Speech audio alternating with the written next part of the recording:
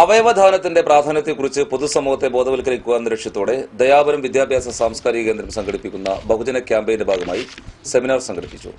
ദയാപുരം ക്യാമ്പസിൽ നടന്ന സെമിനാറിൽ ഈ രംഗത്തെ വിദഗ്ധർ ക്ലാസ് എടുത്തു. ആധുനിക വൈദ്യശാസ്ത്രത്തിന്റെ സുപ്രധാന നേട്ടമായി വിലയിരുത്തപ്പെടുന്ന അവയവം മാറ്റിവെക്കലും അതുവഴി നിരവധി പേർക്ക് പുതുജീവൻ നൽകലും സാധ്യമായെങ്കിലും തെറ്റിദ്ധാരണ കൊണ്ടേയും സാമൂഹ്യപരവും വൈകാരികവുമായ കാരണങ്ങളാലും പൊതുസമൂഹം ഈ സൽവൃത്തിയോട് മുഖം തിരിഞ്ഞിരിക്കുന്നത് തിരിച്ചറിഞ്ഞാണ് ദയാപുരം വിദ്യാഭ്യാസ സാംസ്കാരിക കേന്ദ്രം പൊതുജനങ്ങളെ ഇക്കാര്യത്തിൽ ബോധവാന്മാരാക്കുക എന്ന ലക്ഷ്യത്തോടെയുള്ള പ്രവർത്തനങ്ങൾക്ക് തുടക്കം കുറിച്ചത്. ഇതിന്റെ ആദ്യഘട്ടമെന്ന നിലയിൽ അവയവദാനം വസ്തുതകളും പ്രാധാന്യവും എന്ന വിഷയത്തിൽ നടന്ന സെമിനാറിൽ നിരവധി പേരാണ് പങ്കാളികളായത്. ദയാപുരം ഓഡിറ്റോറിയത്തിൽ നടന്ന ചടങ്ങിൽ ഡോക്ടർ എം ബഷീർ അധ്യക്ഷനായിരുന്നു.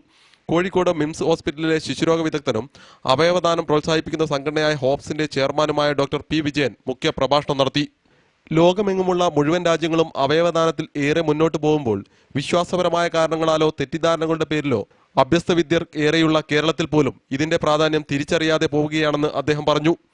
മുസ്ലിങ്ങൾ, ഹിന്ദുക്കൾ, ക്രിസ്ത്യാനികൾ, പുറമെ ദൈവം ഉണ്ട് എന്ന് വിശ്വസിക്കാത്ത കമ്മ്യൂണിസ്റ്റുകൾ, യുക്തിവാദികൾ, ഇവരെല്ലാവരും, ഭാഗ്യത്തിന് നമുക്ക് എല്ലാവരെയും കേരളത്തിലുണ്ട്.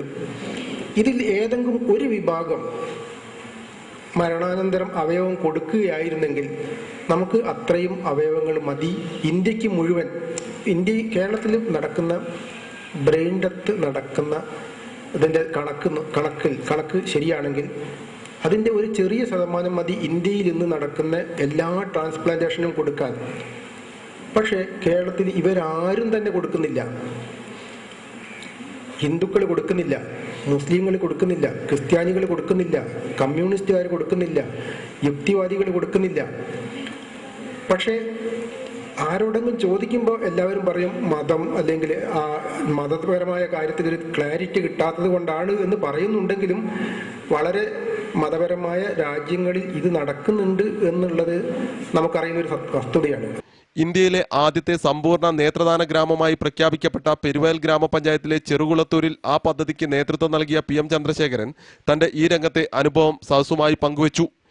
എല്ലാ മതങ്ങളും പ്രത്യേകിച്ച് ഇസ്ലാം മതം അവയവദാനത്തെ അംഗീകരിക്കുന്നുണ്ടെന്നും ഇറാനിലും മറ്റ് മുസ്ലിം രാജ്യങ്ങളിലുമാണ് മസ്തിഷ്ക മരണം സംഭവിച്ചവരുടെ അവയവങ്ങൾ മാറ്റിവെച്ച് മറ്റുള്ളവർക്ക് പുതുജീവൻ നൽകുന്നത് ഏറെയുള്ളതെന്നും ആമുഖ പ്രഭാഷണം നടത്തിയ ദയാപുരം രക്ഷാധികാരി CT അബ്ദുറഹീം പറഞ്ഞു.